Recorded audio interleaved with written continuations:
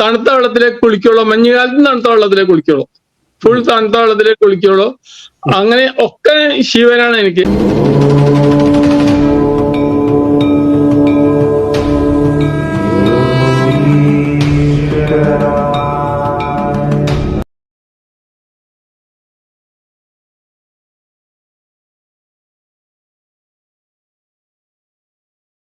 നമസ്തേ.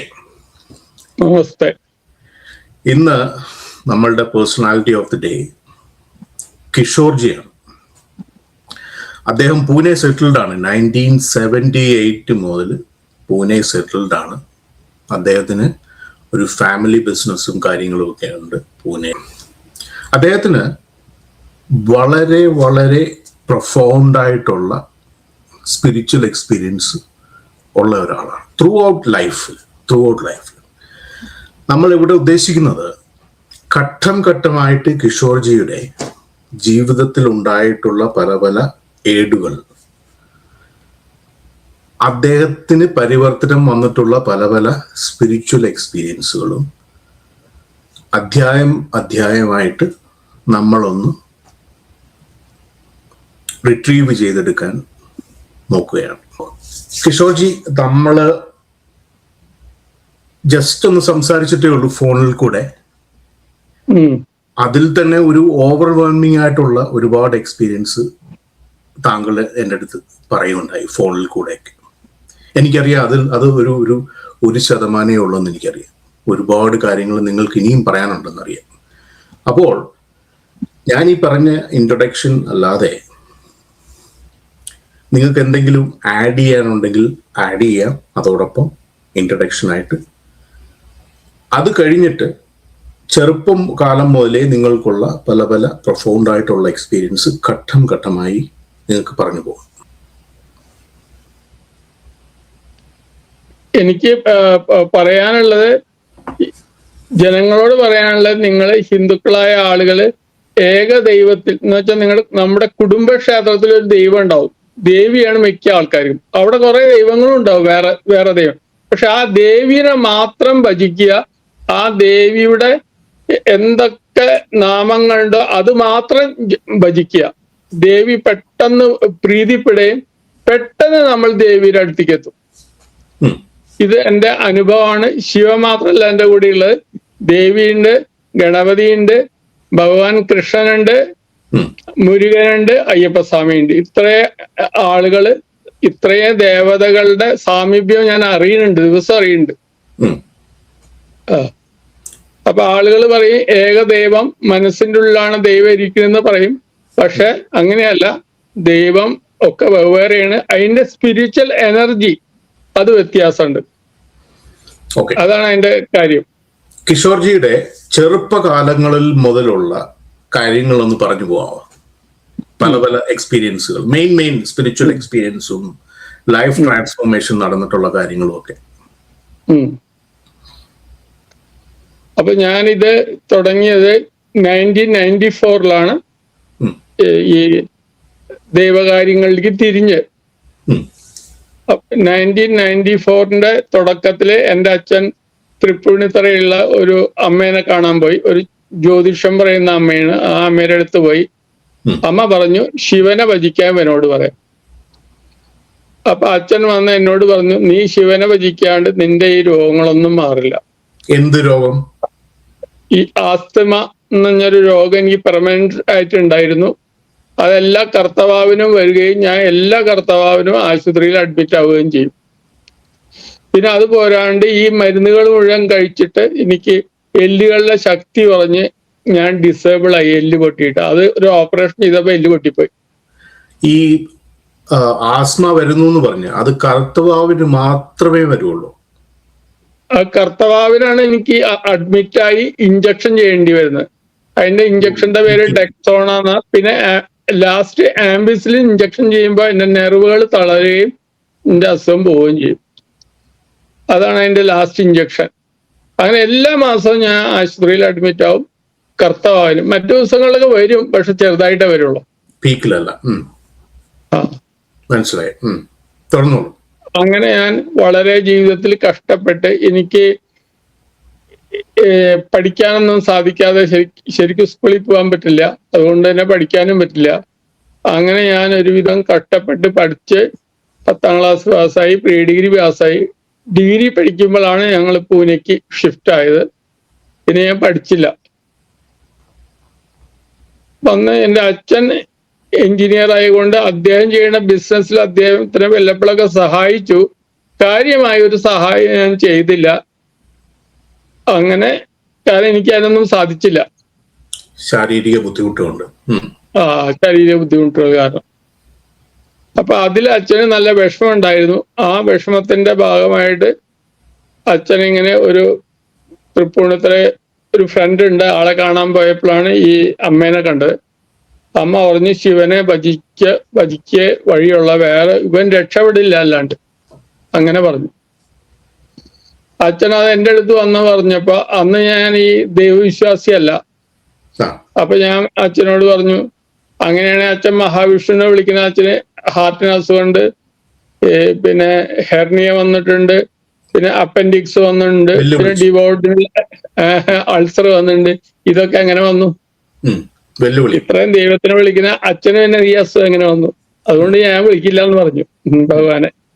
അപ്പൊ അച്ഛൻ പറഞ്ഞു, നീ പിന്നെ ഈ ജന്മം നന്നാവില്ല അങ്ങനെയാണെന്ന് പറഞ്ഞു.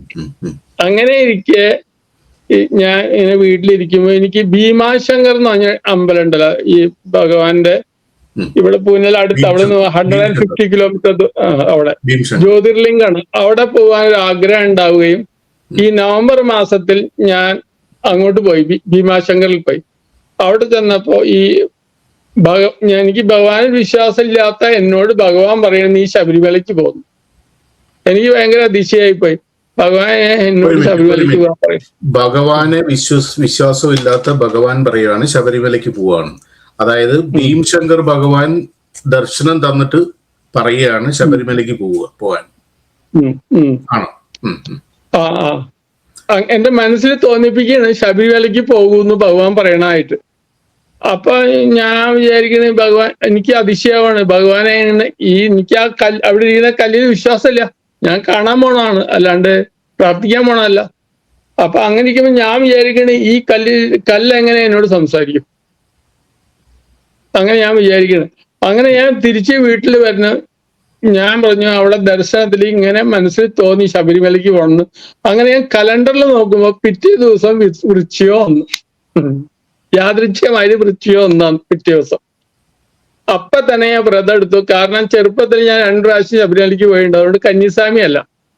അപ്പൊ തന്നെ ഞാൻ വ്രതം എടുത്ത് ശിവനെ, അയ്യപ്പസ്വാമിനെ അല്ല ഭജിച്ച്, ശിവനെ വെച്ചിട്ട് ആ ശിവന് കേൾപ്പിച്ചു കൊടുക്കുക. അയ്യപ്പസ്വാമിയുടെ നാമങ്ങളൊക്കെ ശിവന് കേൾപ്പിക്കണം, എന്നിട്ട് ശിവനെ ഭജിക്കണം. അപ്പൊ അന്ന് ഞാൻ ഓം നമഃ ശിവായ പറയില്ല, അത് എനിക്ക് ആരും പറഞ്ഞു തന്നിട്ടില്ല, അതുകൊണ്ട് ഞാൻ പറയില്ല. അപ്പൊ ഞാനിങ്ങനെ എനിക്കറിയാവുന്ന അവിടെ അച്ഛൻ്റെ കയ്യിലുള്ള പുസ്തകങ്ങളൊക്കെ എടുത്ത് ഇങ്ങനെ ശിവനെ പഠിക്കുക. അങ്ങനെ ഞാൻ ശബരിമലയ്ക്ക് പോകുമ്പോൾ പോണ വഴിക്ക് ചോറ്റാനിക്കര അമ്പലത്തിൽ കയറി. അവിടെ കയറിയപ്പോ അവിടെ പൂജാവിധികൾ എന്ന് പറഞ്ഞൊരു പുസ്തകം എനിക്ക് കിട്ടി. ആ പുസ്തകത്തില് ശിവനെ ആവാഹിച്ചു വരുത്തി നൈവേദ്യം കൊടുക്കുന്ന പൂജയുണ്ടായിരുന്നു. ആ പൂജയാണ് ഇതുവരെ ഞാൻ ചെയ്തുകൊണ്ടിരിക്കുന്നത്. ഇന്നും ശിവൻ എൻ്റെ പൂജാമുറിയിലുണ്ട്. ഞാൻ വിളിച്ചു വരുത്തും, ശിവനെ ഇവിടെ വന്നിരിക്കുന്ന നൈവേദ്യം കൊടുക്കും. അപ്പോ അങ്ങനെ ആ പൂജയാണ് എന്നെ ഇന്നത്തെ ഈ ലെവലിൽ എത്തിച്ചു. അന്ന് ഞാൻ എന്നും എനിക്ക് പോക്കറ്റ് മണിക്ക് വേണ്ടി അമ്മയോടും അച്ഛനോടുമാണ് ചോദിക്കുക. ഞാനൊരു പണി ചെയ്യില്ല, പണി ചെയ്യാത്തോണ്ട് പൈസ ഇല്ലാത്തോണ്ട് ഞാനിങ്ങനെ 4 വയസ്സായി, എനിക്ക് എന്തെങ്കിലും പൈസ ഇല്ല. അപ്പൊ ഞാൻ അച്ഛനോടും അമ്മയോടും പൈസ ചോദിച്ചിട്ടാണ് ഞാൻ ജീവിച്ചിരുന്നത്. ഭഗവാനെ വിളിക്കാൻ തുടങ്ങിയോടുകൂടി ഭഗവാനെ ഞാൻ ഈ പുസ്തകം കിട്ടിയപ്പോ ആ പുസ്തകത്തിൽ ശ്രീരുദ്രം ചമകം അതിൻ്റെ ഉള്ളിലുണ്ടായിരുന്നു. പക്ഷെ എനിക്കത് സംസ്കൃതത്തില വായിക്കാൻ പറ്റില്ല. അപ്പൊ ഞാൻ അതുകൊണ്ട് ശബരിമലയിൽ നിന്ന് വരുന്ന വഴി ഞാൻ എൻ്റെ ഒരു കാസറ്റ് വാങ്ങി പിടിച്ചിട്ടുണ്ടായിരുന്നു. ആ കാസറ്റ് കേട്ട് ഈ ശ്രീരുദ്രവും ചമകവും ഞാൻ ഒരു ശിവലിംഗവും വാങ്ങിക്കൊണ്ടുവന്നു. ആ ശിവലിംഗത്തിലേക്ക് അഭിഷേകം ചെയ്യണം. അങ്ങനെ അഭിഷേകം ചെയ്യാൻ തുടങ്ങിയപ്പോ ഞങ്ങളുടെ സ്ഥാപനത്തിൽ അങ്ങനെ എപ്പോഴും പണി ഉണ്ടാവില്ല, ഇപ്പോഴൊക്കെ പണി ഉണ്ടാവുള്ളൂ. അപ്പോ ഞങ്ങൾ അങ്ങനെ ഒരു ആവറേജ് ആൾക്കാർ, അല്ലാണ്ട് സമ്പന്നരല്ല. അപ്പൊ എന്തായി, ഇതിനെ ചെയ്യാൻ തുടങ്ങി കുറച്ച് കഴിഞ്ഞപ്പോ എന്റെ കമ്പനിയിലേക്ക് ഇങ്ങനെ പണികൾ വരാൻ തുടങ്ങി. അങ്ങനെ അങ്ങനെ അങ്ങനെ അങ്ങനെ പണികൾ വന്ന് അങ്ങനെ ഞാൻ ഈ ഭഗവാനെ ഭജിച്ചിരിക്കവേ ഒരു ദിവസം ഈ അവിടെ പണിക്ക് നിന്ന പണിക്കാരൻ പണി ഇട്ടിട്ട് പോയി, വേറെ സ്ഥലത്ത് പോയി. അപ്പൊ അവിടെ പണിക്കാരൻ ഇല്ലാണ്ടായി, ഒരു വലിയ പണി ഇട്ടിട്ട് ചെയ്യാനാണില്ല. അങ്ങനെ വന്നപ്പോ അവിടെ വെൽഡറും ഹെൽപ്പറും ഉണ്ട്, ഫാബ്രിക്കേറ്റർ ഇല്ല. ഫാബ്രിക്കേറ്ററാണ് പണി ഇട്ടിട്ട് പോയത്. അപ്പൊ അച്ഛൻ പറഞ്ഞു, നീ ഒന്ന് ചെന്ന് നോക്ക്, ആ പണി നിനക്ക് ചെയ്യാൻ പറ്റുമെന്ന് നോക്കും. അപ്പൊ അങ്ങനെ ഞാൻ ചെന്ന് ഈ വർക്ക്ഷോപ്പിന്റെ അവിടെ ചെന്ന് വാതിൽക്ക് ചെന്ന് നിന്നിങ്ങനെ മുകളിലേക്ക് നോക്കിയപ്പോ ഞാൻ കാണുന്നത് എന്റെ ആ ഫോട്ടോയിൽ കാണുന്ന ശിവൻ, ആ വേട്ടയ്ക്കൊരു മകനാണ് ഫോട്ടോയിലുള്ള ശിവൻ, ഞാൻ ഈ പുലിത്തോലെടുക്കുന്ന ശിവൻ. ആ ശിവനുണ്ട് നിലത്തുനിന്ന് ആകാശം വരെ മുട്ടി നിൽക്കുന്നു. എനിക്ക് അതിശയം തോന്നി. ഭഗവാൻ ശിവൻ എന്ന് പറയുന്നത് അതാണ്, അതായത് ആദിയുമില്ല അന്ത്യവുമില്ല, അങ്ങനെ നിൽക്കണം. അപ്പൊ ഞാൻ വർക്ക്ഷോപ്പിലേക്ക് പോയി. എന്താ ചെയ്യേണ്ടതെന്ന് എനിക്ക് അറിയില്ലെങ്കിലും ഞാൻ അവരോട് പറഞ്ഞു, ഇതൊക്കെ എടുത്ത് വെക്കുന്ന ഒരു സ്ക്വയർ ടാങ്കാണ്, SS-ന്റെ സ്ക്വയർ ടാങ്കാണ് ഉണ്ടാക്കുന്നത്. അത് അവര് വെച്ചൊക്കെ ഓട്ടോമാറ്റിക്കലി കറക്റ്റായി. അങ്ങനെ ആ പണി പെർഫെക്റ്റ് ആയിട്ട് അവസാനിച്ചു, ഫാബ്രിക്കേറ്റർ ഇല്ലാണ്ട്. അതോടുകൂടി അച്ഛൻ പറഞ്ഞു, ഇനി വരുന്ന പണിയൊക്കെ നീ തന്നെ ചെയ്യിപ്പിച്ചാൽ മതി. അങ്ങനെ ഞാൻ അതിലേക്ക് അപ്പൊ എനിക്ക് വേറെ ഒരു ഇത്, ഞാൻ നിങ്ങൾ ഇതൊക്കെ കേൾക്കുമ്പോ നിങ്ങൾ പറയും ബ്രഹ്മമുഹൂർത്തത്തിൽ ഭഗവാനെ ഭജിക്കണം, ഈ പല വീഡിയോകളിലും പറയാറുണ്ട്. പക്ഷെ എന്റെ അനുഭവം, ഞാൻ രാവിലെ എനിക്ക് ഭയങ്കര മടി, ഇപ്പോഴും മടിയാ. അപ്പൊ ഞാൻ വൈകുന്നേരമാണ് പൂജ ചെയ്യുക. 5 മണിയാകുമ്പോ ഞാൻ പൂക്കളൊക്കെ പറിച്ചുകൊണ്ടുവന്ന് 6 മണിക്ക് ഇരുന്നിട്ട് പൂജ ചെയ്യും. 6 മണി തൊട്ട് 9:30 മണി വരെയാണ് പൂജ ചെയ്യുക. പക്ഷെ ആ പൂജയില് ഭഗവാൻ എന്നോട് പ്രീതിപ്പെട്ടു, ബ്രഹ്മമുഹൂർത്തത്തിന്റെ ആവശ്യം എനിക്ക് വന്നില്ല. അപ്പൊ ഞാൻ എന്നും വൈകുന്നേരം എന്റെ പൂജകളൊക്കെ ചെയ്യും. പകല് ഈ ഷോപ്പിൽ പോയി അച്ഛനെ സഹായിക്കുകയും ഞാൻ ചെന്ന് നോക്കുമ്പോ തന്നെ ഈ പണികളൊക്കെ ഇങ്ങനെ ശരിയായി പോവുകയും ചെയ്യും. അപ്പൊ അവര് ഈ കമ്പനിക്കാര് ഒരു ദിവസം അച്ഛനോട് പറഞ്ഞു, കിഷോറിനെ അങ്ങോട്ട് വിട്, ഒരു ഹെൽപ്പറേയും വെൽഡറേയും കൊടുത്ത് കിഷോറിനെ കമ്പനിയിലേക്ക് വിട്. അപ്പൊ അച്ഛൻ പറഞ്ഞു, കിഷോർ ഒരു മടിയനാ, അവൻ പകല് മാക്സിമം കിടന്ന് ഉറങ്ങുള്ളൂ, കാര്യമായിട്ടൊരു പണിയോ അവൻ ചെയ്യില്ല, അതുകൊണ്ട് അവനങ്ങോട്ട് വിട്ടിട്ടും പ്രയോജനമില്ല. അപ്പൊ ഈ കമ്പനിക്കാർ പറഞ്ഞ് അവനെ കൊണ്ട് പണിയെടുപ്പിക്കാൻ ഞങ്ങൾ ഏറ്റു, നിങ്ങളൊരു വെൽഡറേയും ഹെൽപ്പറേയും കൂട്ടിയിട്ട് അവനെങ്ങോട്ട് വിടാൻ പറഞ്ഞു. അങ്ങനെ ആ കമ്പനി അവിടുന്ന് 10 കിലോമീറ്റർ ദൂരത്തിലാ. അവിടേക്ക് ഞാൻ ഒരു ഹെൽപ്പറും ഒരു വെൽഡറും കൂടി അവിടെ പോയി. അപ്പൊ അവിടുത്തെ സൂപ്പർവൈസർ വന്നിട്ട് ഈ പണി ചെയ്യുന്നു പറഞ്ഞു. ഞാൻ അവിടെ ഇരുന്ന്, അപ്പോഴാണ് ഞാൻ ഈ ഓം നമ ശിവായ അടുത്ത കാലത്ത് ഇങ്ങനെ ജപിക്കുന്നുണ്ടായിരുന്നു. അപ്പൊ ഞാൻ അവിടെ ഇരുന്ന് ഓം നമ ശിവായ ജപിക്കും, ഇവര് പണി ചെയ്യുമ്പോ ആ പണി ശരിയായി പോകും. അപ്പോഴേക്കും ഈ സൂപ്പർവൈസർ 2 ആളുടെ പണി അവിടെ ഉള്ളൂന്ന് കമ്പനി മാനേജർ പറഞ്ഞിരുന്നു. പക്ഷെ എന്ത് സംഭവിച്ചു, ഈ 2 ആള് പണി ചെയ്യാൻ തുടങ്ങി. ഉച്ചയായപ്പോഴേക്കും ഈ സൂപ്പർവൈസറിന്റെ നേരെ മുകളിലുള്ള ആള് വന്ന് പറഞ്ഞു, അവിടെ വേറെ പണിയുണ്ട്, അതും കൂടി നിങ്ങൾ ചെയ്യുന്നു. അത് കഴിഞ്ഞ് പിറ്റേ ദിവസമായപ്പോ അതിന്റെ മുകളിലുള്ള ആള് വന്ന് പറഞ്ഞു, വേറെ പണിയുണ്ട്, അത് ചെയ്ത. അങ്ങനെ അതിന് ജനറൽ മാനേജർ എന്റെ അടുത്തെത്തി, ഈ പണി ചെയ്യ്, ആ പണി ചെയ്യും, മറ്റേ. അങ്ങനെ എനിക്ക് വളരെ കുറഞ്ഞ ദിവസം കൊണ്ട് 2 ആളെന്നുള്ള 9 ആളായി. ഞാനടക്കം 10 ആളായി. കാരണം എന്താണെന്ന് വെച്ചാൽ അതിൽ കൂടുതൽ ആളെ എനിക്ക് വെക്കാൻ പറ്റില്ല, ലേബർ നിയമങ്ങളില്. അപ്പൊ എനിക്ക് രജിസ്ട്രേഷൻ നമ്പറൊന്നുമില്ല, അതുകൊണ്ട് പിന്നെ ESI ഇല്ല, PF ഇല്ല, അങ്ങനത്തെ കുഴപ്പങ്ങളൊക്കെ ഉള്ളത് കൊണ്ട് എനിക്ക് 9 ആളിൽ കൂടുതൽ വെക്കാൻ പറ്റില്ല. അപ്പൊ 10 ആളായി. ഞാനിങ്ങനെ അവിടെയുള്ള പെട്ടെന്ന് ഒറ്റ കൊല്ലം കൊണ്ട് അവിടുത്തെ ഫുൾ വർക്ക് എൻ്റെ കയ്യിലായി. ഞാനിങ്ങനെ ഒന്നാഴ്ചയായപ്പോഴും. അത് മാത്രമല്ല, ഈ വർക്കുകളൊക്കെ ഒരാൾക്ക് ചിന്തിക്കാൻ പറ്റാത്ത അവസ്ഥയിൽ വേഗത്തിൽ തീരുകയും ചെയ്യും. തന്നെ അവിടെയുള്ള ആൾക്കാർ വെല്ലുവിളിച്ചിട്ടുണ്ട്. മനസ്സിലായി. അപ്പൊ ഈ അഭിഷേകം ചെയ്തതിന് ശേഷമാണോ അത് തുടങ്ങുന്നത്? അഭിഷേകം ചെയ്തപ്പോഴാണ് ഈ സാമ്പത്തികമായിട്ടുള്ള വ്യത്യാസങ്ങൾ ഞാൻ താമസിക്കുന്ന സ്ഥലത്ത് വരാൻ തുടങ്ങി. മനസ്സിലായി. എന്ത് അഭിഷേകമാണ്? തേന്, പാല്? ഞാൻ ആദ്യം ഈ അരിയിടും, ചോറെന്ന് പറഞ്ഞിട്ട് അരിയിടും, ചോറെന്ന് സങ്കല്പിച്ചിട്ട് അരിയിടും. അതിന്റെ മുകളിൽ തൈര് ഒഴിക്കും, പിന്നെ നെയ്യ് ഒഴിക്കും, പിന്നെ അത് ക്ലീൻ ചെയ്തിട്ട് പാലൊഴിക്കും, പിന്നെ പഞ്ചാര ഒഴിക്കും, പിന്നെ അത് ക്ലീൻ ചെയ്തിട്ട് തേൻ ഒഴിക്കും. ഇതാരും പറഞ്ഞെന്നല്ല, ആ പുസ്തകത്തിലുള്ള അങ്ങനെ ഞാൻ ആ പുസ്തകത്തിൽ നിന്നാണ് ഇതൊക്കെ എനിക്ക് മനസ്സിലായത്. അപ്പൊ ഞാൻ ഈ രുദ്രവും ചമകവും ചെയ്തതിന് ശേഷം ഭഗവാന്റെ സഹസ്രനാമ അർച്ചനയുണ്ട്. അതിന് പൂക്കളൊക്കെ സംഘടിപ്പിച്ചുകൊണ്ടെന്ന് അതും ചെയ്യും. അപ്പൊ അങ്ങനെ ഇതൊക്കെ ചെയ്തു വരുമ്പോ എനിക്ക് രാത്രി 11 മണിയൊക്കെ ആവും. അപ്പൊ അമ്മ എന്നെ ചീത്ത വിളിക്കാൻ തുടങ്ങി. 9:30 ഇവിടെ വന്നോളാന്ന് പറയും. പക്ഷെ ഞാൻ എങ്ങനെ അതിന് രസം പിടിച്ചു എനിക്ക് ഇത് ചെയ്ത് അങ്ങനെ അതിന്റെ ആ രസത്തില് മുഴുകിയപ്പോഴാണ് ഈ അച്ഛൻ വീണ്ടും നാട്ടിലേക്ക് പോണത്. നാട്ടിൽ പോയപ്പോൾ അവര് പറയണത് ഇവൻ പൂർവജന്മത്തില് കർണാടകയിലായി ജനിച്ചത്. അവിടെ ഒരു ഇന്ന സ്ഥലത്ത് ഒരു ബദാമി എന്ന സ്ഥലമുണ്ട്. അവിടെ മഹാകുടേശ്വര ദേവനുണ്ട്. ആ ദേവനെ വിളിക്കുന്നുണ്ട്, അങ്ങോട്ട് പോകുന്നു. അങ്ങനെ ഞങ്ങള് ജൂലൈ മാസത്തിലെ കർത്തവാവ് കണക്കാക്കി അങ്ങോട്ട് പോയി. അവിടെ ഭയങ്കര തിരക്കാ. ഒരു കാടിന്റെ ഉള്ളിലാണ്. അവിടെ ആൾക്കാർ അവിടെ തന്നെ ഫുഡ് ഉണ്ടാക്കി ഭഗവാന് കൊടുത്തിട്ട് അവര് കഴിക്കും. അങ്ങനെയാ. അപ്പൊ അവിടെ ചെന്നപ്പോ അവിടുത്തെ മെയിൻ വിശേഷം എന്താണെന്ന് വെച്ചാൽ അവിടെ ശ്രീരുദ്രവും ചമകവുമാണ് അവിടുത്തെ അഭിഷേകം. രാവിലെയും ചെയ്യും, വൈകുന്നേരവും ചെയ്യും. അപ്പൊ അങ്ങനെ ചെയ്യുമ്പോ അപ്പൊ എനിക്ക് രാവിലെ ഞങ്ങൾ ചെന്ന അപ്പൊ ശ്രീരുദ്രം പാടിക്കഴിഞ്ഞിട്ട് അവരൊരു 5 രൂപയുടെ ഡോളർ എൻ്റെ തന്നു. ഇത് മഹാകുടേശ്വരനാണ് സങ്കല്പിച്ച് വീട്ടിൽ കൊണ്ടുവന്ന് വെച്ച് പൂജിക്കാൻ പറഞ്ഞു.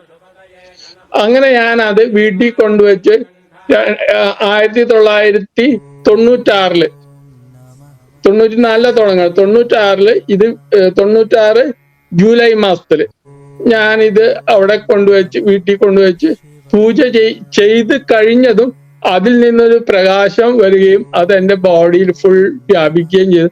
അതിപ്പോഴും ബോഡിയിലുണ്ട്. ഈ ഡോളറിൽ നിന്ന് ഒരു പ്രത്യേക, ഞാൻ അമ്മോട് പറഞ്ഞു, എന്റെ അച്ഛനമ്മയൊന്നും വിശ്വസിച്ചില്ല അത് പറഞ്ഞിട്ട്. അങ്ങനെ അവരുടെ ജീവിതത്തിൽ അവര് ധാരാളം നാമം ചെല്ലുന്ന ആൾക്കാരാണ്. പക്ഷെ അവർക്കൊന്നും ഈ ഇതില്ല, അവസ്ഥയില്ലല്ലോ അങ്ങനത്തെ. പക്ഷെ അത് കഴിഞ്ഞപ്പോ എന്റെ ഈ ബോഡി കൂടെ മുഴുവൻ ഓം നമഃ ശിവായ എന്ന് എനിക്ക് കേൾക്കാം. ഓം നമഃ ശിവായ എന്ന് ബോഡിയുടെ ഉള്ളിൽ നിന്ന് പറയണേ. പിന്നെ അത് കഴിഞ്ഞപ്പോ എന്താ, ഈ കല്ല് ഞാൻ ഒരു കല്ല് തൊട്ട ആ കല്ലിലേക്ക് ശിവന്റെ എനർജി വരും. അത് ശിവനായി മാറും. കല്ല് ഒന്നും തൊടാൻ പറ്റാത്ത ഒരു സാഹചര്യം ഉണ്ടായി. അങ്ങനെ ഞാൻ എന്റെ ഈ കമ്പനിയിൽ അപകടം വരാണ്ടിരിക്കാൻ ഞാൻ 4 മൂലയ്ക്കലായിട്ട് 4 കല്ല് വെച്ചു. അത് ഭൈരവെന്ന് സങ്കല്പിച്ചിട്ടാണ് ഞാൻ കല്ല് വെച്ചത്. പ്രൊട്ടക്ഷൻ കമ്പനിയുടെ.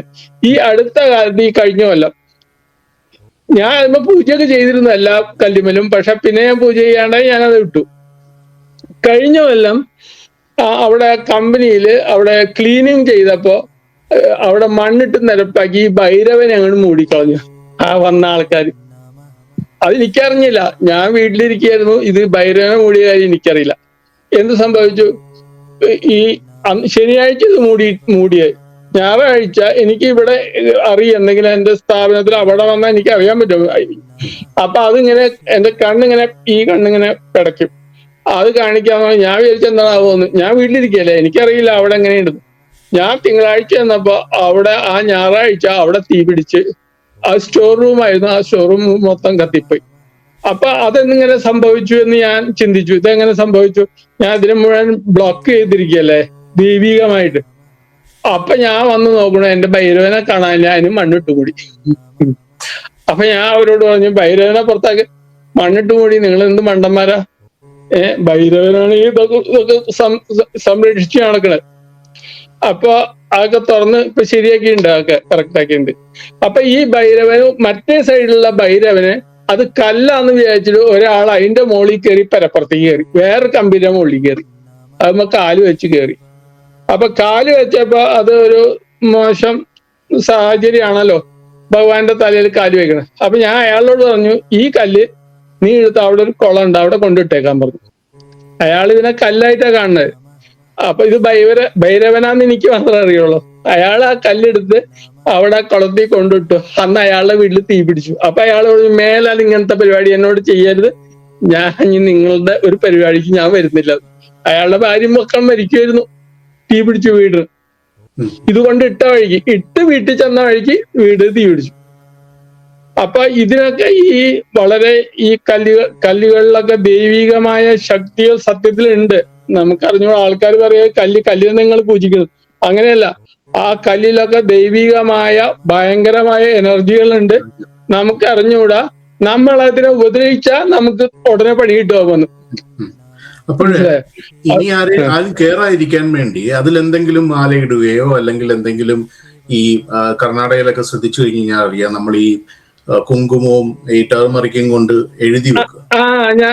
അത് ഞാൻ ചെയ്തിട്ടുണ്ടായിരുന്നു. എന്നിട്ട് ഞാൻ പിന്നെ അതും പോണാനും ചുമന്ന പെയിന്റ് അടിച്ചു, എന്നിട്ട് അതിന്റെ മുകളിൽ കൂടെ മണ്ണിട്ട് അത് മൂടിയിട്ടു. മനസ്സിലായ? അപ്പൊ അതിനെപ്പറ്റി അജ്ഞതയാണ് ഈ ആളുകൾ. ഞാൻ ഇന്ന് മനസ്സിലാക്കിയുള്ളത്, ഈ ആളുകൾക്ക് ദൈവവിശ്വാസം ഉണ്ടെങ്കിലും ദൈവം നിന്നെ സഹായിക്കും, ദൈവം നിനക്ക് അത് തരും ഇത് തരും എന്ന് പറഞ്ഞാൽ ആരും വിശ്വസിക്കില്ല. അങ്ങനെ ഒരു വിശ്വാസം ആയിരിക്കില്ല. ആൾക്കാർ അമ്പലത്തിൽ പോവും. ഞാനിപ്പോ ഗുരുവായൂർ അമ്പലത്തിൽ പോയാൽ അവിടെ വന്നത് സഹസ്രനാമം ചൊല്ലും. ആൾക്കാർ വീട്ടുവിശേഷം പറയണ ഞാൻ 100 പേര് പറയണ ഞാൻ കേട്ടിട്ടുണ്ട്. ഞാൻ അവിടെ സഹസ്രനാമം ചൊല്ലി ഭഗവാനെ ഹരേ രാമ ഹരേ കൃഷ്ണ വിളിച്ച് ആ ഭഗവാനെ കാണുന്നവരെ ഞാൻ ഭഗവാനെ വിളിച്ചുകൊണ്ടിരിക്കും. പൊതുജനങ്ങൾ മുഴുവൻ വീട്ടുവിശേഷം പറഞ്ഞ് ആ അറ്റത്തെ ചെല്ലുമ്പോ ഹരേ കൃഷ്ണ കണ്ണാന്ന് പറയും. അങ്ങനെ പറഞ്ഞാൽ നമുക്ക് ഒരിക്കലും ഇത് കിട്ടില്ല, ഭഗവാന്റെ ഇത് കിട്ടില്ല ഒരിക്കലും. നമ്മുടെ ഹൃദയത്തിൻ്റെ ഉള്ളിൽ എപ്പോഴും ആ ചിന്ത ഉണ്ടെങ്കിൽ ഒരു സ്ഥലത്ത് പോയി അവിടെ നിന്നാ നമുക്ക് ആ ചിന്ത ഉണ്ടാവണം. നമ്മള് ഒരു പ്രത്യേക കാര്യത്തിന് അങ്ങോട്ട് വന്നുള്ളത്. അതുകൊണ്ട് നമുക്ക് വീട്ടുകാരും പിന്നെയും പറയാലോ, പറയൂ. അപ്പൊ എനിക്ക് ഇങ്ങനെ ഓരോ സ്ഥലങ്ങളിൽ, അപ്പൊ ഞാൻ ഈ സ്പിരിച്വൽ എന്റെ എനർജി ഇങ്ങനെ കൂടി വരാൻ തുടങ്ങിയപ്പോൾ എനിക്ക് ക്ഷേത്രങ്ങളിൽ പോകാൻ പറ്റാണ്ടായി. സത്യം പറഞ്ഞാൽ ഇപ്പൊ ഈ മാതാമൃതാനന്ദമയി വരെയുള്ള ആളുകാരുണ്ടല്ലോ, അവര് അമ്പലത്തിൽ കയറ്റില്ല. കാരണം എന്താ അറിയാമോ? അമ്പലത്തിലെ എനർജീനെ അവര് കൊണ്ടുപോകും. അങ്ങനെ ഒരു കുഴപ്പമുണ്ട് അവർക്ക്. അവരുടെ ബോഡിയിൽ അപാരമായ എനർജി ഉണ്ട്. ഞാനൊരു ക്ഷേത്രത്തിൽ പോയി. ഈ കുംഭകോണം അറിയോ? കുംഭകോണം കേട്ടിട്ടുണ്ടോ? തമിഴ്നാട്ടില്. അവിടെ ഒരുപാട് ക്ഷേത്രങ്ങളുണ്ട്. അപ്പൊ ഒരു ക്ഷേത്രത്തിൽ പോയി. അതൊരു മാഗസിനില് പഞ്ചവർണേശ്വർ എന്ന് പറഞ്ഞൊരു ശിവക്ഷേത്രം, അത് കേട്ടിട്ടാണ് ഞാൻ പോയത്, കാണാനായിട്ട് പോയതാ. ക്ഷേത്രം കാണാൻ വേണ്ടിയിട്ടാ പോയത്, അല്ലാണ്ട് വേറെ ഇതൊന്നും. അപ്പൊ ഞാൻ ഞായറാഴ്ച പോയിട്ട് ഞാൻ പറഞ്ഞു, എനിക്കൊരു രുദ്രാഭിഷേകം നിങ്ങൾ ഇവിടെ ചെയ്തു തരാമെന്ന് പറഞ്ഞു പൂജാരിയോട്. പൂജാരി കുറച്ച് പൈസ പറഞ്ഞു, ഞാൻ അയാൾക്ക് ആ പൈസ കൊടുത്തു. അപ്പൊ അയാൾ എന്നോട് പറഞ്ഞു, ഞങ്ങൾ ഇവിടെ രുദ്രാഭിഷേകം ചെയ്യില്ല, രാവിലെ ഒരു അർച്ചന ചെയ്യും, അത് ഞങ്ങൾ അമ്പലം 8 മണിക്ക് തുറക്കുള്ളൂ. ഞാൻ പറഞ്ഞു ശരി, ഞാൻ 8 മണിക്ക് വരാം, നമുക്ക് രണ്ടാൾക്കും കൂടി അമ്പലം, വലിയ അമ്പലമാണ് കേട്ടോ, ഭയങ്കര വലുതാ, 14-ാം നൂറ്റാണ്ടിൽ പണിതുള്ള. അപ്പൊ അത് തുറക്കാം, എന്നിട്ട് നമുക്ക് പൂജ ചെയ്യാന്ന് പറഞ്ഞു. അങ്ങനെ 8 മണിക്ക് അമ്പലം തുറന്നതും ഒരു പർട്ടിക്കുലർ വ്യക്തി ഓടി വന്നിട്ട് ചോദിച്ചു, ഇവിടെ പൂജ തുടങ്ങിയോന്ന്. അപ്പൊ പൂജാരി പറഞ്ഞു, പൂജ തുടങ്ങിയിട്ട് ഞങ്ങൾ തുടങ്ങാൻ പോണല്ലോ, ഇന്നാ ഞങ്ങള് അഭിഷേകത്തിനുള്ള സാധനം കൊണ്ടുവന്നിട്ടുണ്ടെന്ന് പറഞ്ഞ് അവര് ഈ തൈര്, പാല്, പഞ്ചാര, തേൻ, ഇത് മുഴുവൻ അവരാണ് അച്ഛനും മോനും ബ്രാഹ്മണന്മാര്. അവർക്ക് ശ്രീരുദ്രവും ചമകവും കാണാപ്പാടറിയാം. അവരവിടെ ഇരുന്നിട്ട് ശ്രീരുദ്രവും ചമകവും നല്ല ഭംഗിയായി ചൊല്ലി ഞാനും കേട്ടിരുന്നു. ചെയ്തു കഴിഞ്ഞപ്പോ അവിടുത്തെ മെയിൻ പൂജാരി അങ്ങോട്ട് വന്നിട്ട് ചോദിക്കണ, ഈ പൂജ ആരാ ബുക്ക് ചെയ്ത്? അപ്പൊ ഞാൻ പറഞ്ഞു ഞാനാണ്. അപ്പൊ എന്നോട് പറഞ്ഞു, മേലാൽ നീ ഇവിടെ നിന്നല്ല ഒറ്റ അമ്പലത്തിൽ പോവരുത്. എന്നോട് ചോദിച്ചാൽ എവിടെ താമസിക്കും? ഞാൻ പറഞ്ഞു പൂനെയിലാന്ന്. അവിടെ നിന്റെ ശിവനിരിക്കുന്നുണ്ട്, ഒരൊറ്റ അമ്പലത്തിൽ നീ പോകാൻ പാടില്ല. കാരണം എന്ത് പറ്റിയെന്ന് വെച്ചാൽ എന്റെ എനർജി കൊണ്ട് അവരുടെ സിസ്റ്റം തകരാറായി. അവരുടെ സിസ്റ്റത്തിന് അഭിഷേകമില്ല, അവരുടെ എനർജി ഡ്രെയിൻ ചെയ്തെടുക്കും. അങ്ങനെയാണ്. അവിടുത്തെ എനർജി നമ്മള് വലിക്കും. അപ്പൊ എനിക്ക് അറിഞ്ഞൂടാ, ഞാൻ അറിഞ്ഞൂടാനാണ് പോണത്. അപ്പൊ എനിക്ക് ഇങ്ങനെയുള്ള അനുഭവങ്ങൾ ഓരോ സ്ഥലത്ത് വരുമ്പോ, അതാണ് ഞാനിപ്പോ അമ്പലത്തിൽ പോകാറില്ല. ഒരു അമ്പലത്തും പോയി എന്റെ ഇവിടെ ഇരിക്കുള്ളൂ. ഇവിടെ ഇരുന്ന് ഇവിടെ തന്നെ ഉണ്ട് എല്ലാ എനർജികളും. അപ്പൊ ഞാൻ ഇവിടെ തന്നെ. പിന്നെ എനിക്കിങ്ങനെ ഞാൻ ചോദിക്കും അമ്പലത്തിനോട്. എനിക്കിപ്പോ മനസ്സിൽ ഞാൻ ഇപ്പൊ ഈ കഴിഞ്ഞ ഫെബ്രുവരിയിൽ ഞാൻ ഇവിടെ പോയി, ത്രംബകേശ്വർ പോയി. ഞാൻ ഭാര്യയോട് പറഞ്ഞു ത്രംബകേശ്വർ കൊണ്ട് കാണിച്ചു തരാം, നല്ല രസം അവിടെ കാണാൻ. അപ്പൊ ഞാൻ ത്രംബകേശ്വരനോട് ഞാൻ ഇവിടെ നിന്ന് ചോദിച്ചു, ഞാൻ അങ്ങോട്ട് വരട്ടെ. അപ്പൊ ഭഗവാൻ പറഞ്ഞു നീ വരണ്ട. അപ്പൊ ഞാൻ പിന്നെയും ചോദിച്ചു വരട്ടെ. അങ്ങനെ ചോദിച്ചു ഈ കഴിഞ്ഞ ഫെബ്രുവരിയിൽ ഞാൻ ചോദിച്ചു ഞാൻ വരട്ടെ. അപ്പൊ വന്നോന്ന് പറഞ്ഞു എന്നോട്. അപ്പോഴേക്കും എൻ്റെ ഒരു കൂട്ടുകാരൻ പിറ്റേ ദിവസം, ഞാൻ ഭഗവാനോട് വന്നോന്ന് പറഞ്ഞതിന്റെ ആ പിറ്റേ ദിവസം കൂട്ടുകാരൻ വന്ന് പറയാ, ത്രംബകേശ്വറിൽ പോയി അവിടെ ഭയങ്കര ക്യൂ, 8 മണിക്കൂർ ക്യൂ നിൽക്കണം. അപ്പൊ ഞാൻ വിചാരിച്ചു അത് 200 പേരെ VIP പാസ് എടുത്താ അവൻ കയറി കണ്ടേന്ന്. അത് കേട്ടപ്പോ എനിക്ക് തോന്നി നമുക്ക് ശരിയാവില്ല, നമുക്കൊന്ന് ലെഗ് പ്രോബ്ലം ഉണ്ടല്ലോ, അപ്പൊ അത് നടക്കൂല. അപ്പൊ ഞാൻ ഭഗവാനോട് ചോദിച്ചു, ഭഗവാനെ ഞാൻ എന്ത് ചെയ്യും? വരാന്ന് പറയുകയും ചെയ്തു, വന്നോളാനും പറഞ്ഞു. ഇനിയിപ്പോ എന്ത് ചെയ്യും? അപ്പൊ ഞാൻ ഗൂഗിളിൽ പോയി സെർച്ച് ചെയ്തു. അപ്പൊ അവിടെ വ്യാഴം, വെള്ളി, ശനി, ഞായർ, തിങ്കൾ ഭയങ്കര തിരക്കാ. ചൊവ്വ, ബുധൻ തിരക്ക് കുറവാ. അത് കണ്ടു. ഉടനെ ഞാൻ ഇവിടുന്ന് ഭാര്യയോട് പറഞ്ഞു, നമുക്ക് ചൊവ്വാഴ്ച, ഞാൻ ഭഗവാനോട് ചൊവ്വാഴ്ച ഞങ്ങൾ വരും, അവിടെ ആരും കാണാൻ പാടില്ല, ഞങ്ങൾ രണ്ടാൾക്കും നല്ല ദർശനം തരണം, കാല് വയ്യ, എനിക്ക് ക്യൂ നിൽക്കാൻ പറ്റില്ല. ഞാൻ ഇവിടുന്ന് കാർ വിളിച്ചാ പോയത്. പക്ഷെ കാർ വിളിച്ച് പോയി രാവിലെ എത്താൻ വേണ്ടിട്ട് 7 മണിക്ക് ഞങ്ങൾ അവിടെ എത്തി. അവിടെ ഒരു 100 ആള് പോലില്ല. ഞങ്ങൾ രണ്ടാളും സുഖമായി തൊഴുത്, സുഖമായി നിറയെ ഫോട്ടോ ഒക്കെ എടുത്ത് സന്തോഷമായിട്ട് ഇങ്ങോട്ട് പോകും. പക്ഷെ അങ്ങനെ പോന്നപ്പോ എനിക്ക് അവിടുന്ന് കുറെ എനർജി എന്റെ കിട്ടി, ഭഗവാന്റെ എനർജി കിട്ടി. ഇപ്പൊ ആ എനർജിയാണ് ഇപ്പൊ എന്റെ വർക്ക് ചെയ്തുകൊണ്ടിരിക്കുക. സോഫ്റ്റ്വെയർ ആ എനർജി അപ്ഗ്രേഡ് ചെയ്തപ്പോ എന്റെ ഈ പൂജയിൽ ഒരു മിസ്റ്റേക്ക് ഉണ്ടായിരുന്നു, എനിക്കത് അറിയില്ലായിരുന്നു. ഞാൻ കുറെ നാളുകളായിട്ട് അതേപോലെ പൂജ ചെയ്തുകൊണ്ടിരിക്കുന്നത് എനിക്കറിയില്ല. അത് മഹാവിഷ്ണുവിന് ഞാൻ പൂജ ചെയ്തിരുന്ന മന്ത്രം തെറ്റായിരുന്നു, അതെനിക്കറിയില്ല. പക്ഷെ എന്റെ സോഫ്റ്റ്വെയർ അപ്ഗ്രേഡ് ചെയ്തതോടുകൂടി എനിക്ക് ഈ മന്ത്രം തെറ്റ് എന്നുള്ള കാര്യം ആര് പറഞ്ഞു തന്നു? ഒരു ബാൽക്കണിയിൽ ഒരു കാക്ക വന്നിരുന്നൊരു ബ്ലാക്ക് കാക്കയില്ലേ, ബലിക്കാക്ക, അത് വന്നിരുന്നൊരു ഓരൊക്കെ ശബ്ദം. ആ ദിവസം മുഴുവൻ പറന്നു പോവും, വരും, വളം വെക്കും, അങ്ങനെ ഭയങ്കര വെള്ളം. ഭൈരവൻ തന്നെ മഹാവിഷ്ണു. ഭൈരവനാണ് അല്ലേ? അപ്പൊ എനിക്ക് പരിചയമുള്ള യൂട്യൂബിൽ വെച്ച് പരിചയപ്പെട്ട ഒരാളുണ്ട്, അയാളോട് വിളിച്ചു ചോദിച്ചാൽ എന്താന്ന് ഇത്. അപ്പൊ അയാൾ പറഞ്ഞു, നിങ്ങളൊരു പൂജ തെറ്റിച്ചുകൊണ്ടിരിക്കണമെന്ന് പറഞ്ഞു. ഞാൻ വിചാരിച്ചു ഏത് പൂജ തെറ്റിക്കണം? ഞാൻ കാക്കയ്ക്ക് ചോറ് കൊടുത്തു, ആ ചോറ് ഉണ്ണില്ല. വെള്ളം കൊടുത്തു, വെള്ളം കുടിക്കും, ചോറുണ്ണില്ല. അങ്ങനെ ഏകദേശം 1 മാസത്തോളം എനിക്ക് മനസ്സിലാവില്ല എന്താണ്. അങ്ങനെ ഞാൻ ഭഗവാനോട് ചോദിക്കാൻ തുടങ്ങി എവിടെയാ തെറ്റുന്നത്. അങ്ങനെ ചോദിച്ചു വന്നപ്പോഴാണ് ഞാൻ മനസ്സിലാക്കിയത്, ഭഗവാനെ ഞാൻ നവഗ്രഹങ്ങളുടെ മന്ത്രം കൊണ്ടാണ് പൂജിക്കുന്നത്, അതല്ല മഹാവിഷ്ണുവിന്റെ മന്ത്രം കൊണ്ടാണ് പൂജിക്കേണ്ടതെന്ന് ഈ 5-6 ദിവസം മുമ്പ് എനിക്ക് മനസ്സിലായത്. ഞാൻ എന്റെ ആ മന്ത്രം മാറ്റി മഹാവിഷ്ണു ആക്കിയോടുകൂടി കാക്ക ഊണ് കഴിച്ചു സുഖമായിട്ട്. ഇപ്പൊ ഇന്ന് 2 കാക്ക ദിവസം വന്ന് ഫുഡ് കഴിച്ചിട്ട് വെള്ളം കുടിച്ചിട്ട് പോകേണ്ടത് സന്തോഷമായിട്ട്. അപ്പൊ എനിക്ക് ഇങ്ങനെയുള്ള ദൈവികമായിട്ടുള്ള ഓരോ ഇൻഫർമേഷൻസ് ഇങ്ങനെ വന്നുകൊണ്ടിരിക്കുകയാണേ. ദിവസം വരും, ചെറുതും വലുതുമായിട്ട് ദിവസം ഇങ്ങനെ ഉണ്ടായിക്കൊണ്ടിരിക്കുകയാണ് കണ്ടിന്യൂ ആയിട്ട്. അപ്പൊ അതൊക്കെയാണ് നമ്മുടെ കാര്യങ്ങൾ.